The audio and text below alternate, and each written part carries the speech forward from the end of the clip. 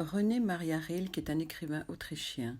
Né le 4 décembre 1875 à Prague, en Bohême, il décède d'une leucémie le 30 décembre 1926 à Montreux, en Suisse. Poète lyrique, voire mystique, ayant beaucoup versifié en français à la fin de sa vie, il a également écrit un roman, Les Cahiers de Malte, ainsi que des nouvelles et des pièces de théâtre, et reste le traducteur de pièces importantes des poésies françaises et italiennes. Lettre à un jeune poète est une œuvre littéraire parue pour la première fois en 1929. Ces lettres sont adressées à un jeune homme que Rilke ne connaît pas, Franz Capus, cadet à l'école militaire de l'Empire austro-hongrois qui l'a sollicité. Elles furent publiées par leur destinataire un peu moins de 3 ans après la mort de Rilke. Lors de sa première lettre adressée à Capus, Rilke n'avait guère plus de 27 ans et n'était lui-même qu'un jeune poète. Le maître poète renvoie sans cesse son élève à lui-même, afin de l'aider à passer vers le monde adulte et d'advenir à soi-même.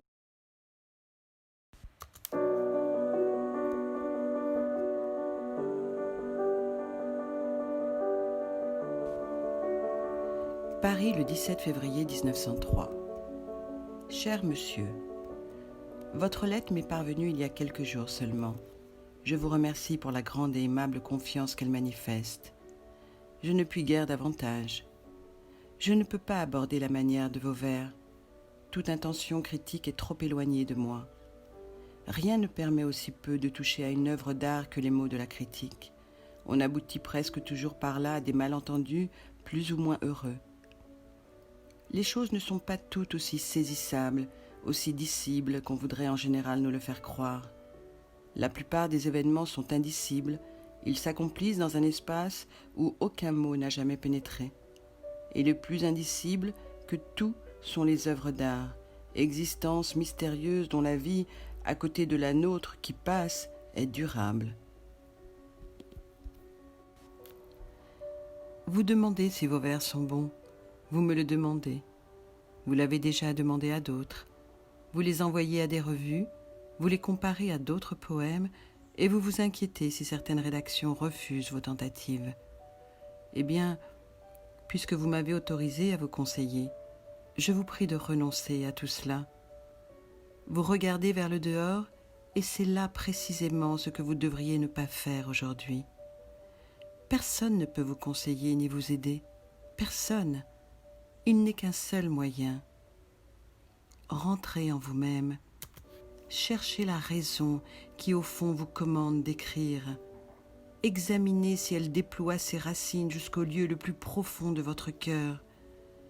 Reconnaissez-le face à vous-même. Vous faudrait-il mourir s'il vous était interdit d'écrire? Ceci surtout, demandez-vous à l'heure la plus silencieuse de votre nuit, dois-je écrire? Creusez en vous-même vers une réponse profonde. Et si cette réponse devait être affirmative, s'il vous est permis d'aller à la rencontre de cette question sérieuse avec un fort et simple « je dois », alors construisez votre vie selon cette nécessité. Votre vie, jusqu'en son heure la plus indifférente, la plus infime, doit se faire signe et témoignage pour cette poussée. Approchez-vous alors de la nature, essayez alors comme un premier homme de dire ce que vous voyez, vivez, aimez, perdez. N'écrivez pas de poèmes d'amour, évitez d'abord ces genres trop courants, trop habituels. Ce sont les plus difficiles, car on a besoin d'une grande force, d'une force mûrie, pour donner ce qu'on a en propre, là où de bonnes et parfois brillantes traditions se présentent en foule. Fuyez donc les motifs communs pour ceux que vous offre votre propre quotidien. Décrivez vos tristesses et vos désirs, les pensées passagères, la foi en une beauté, quelle qu'elle puisse être.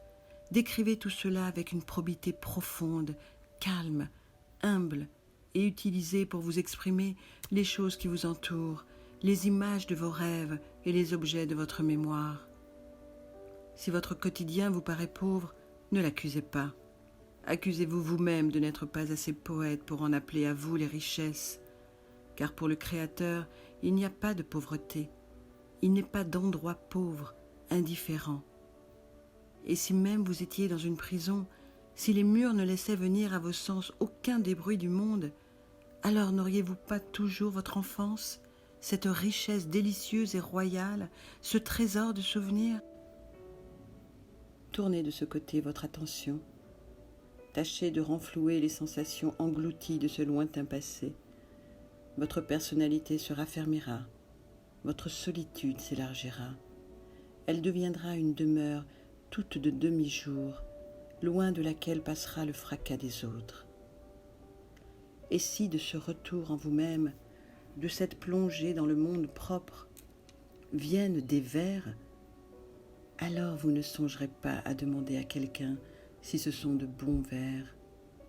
Vous ne chercherez pas davantage à intéresser des revues à ces travaux, car vous verrez en eux un bien naturel qui vous sera cher, un morceau et une voix de votre vie.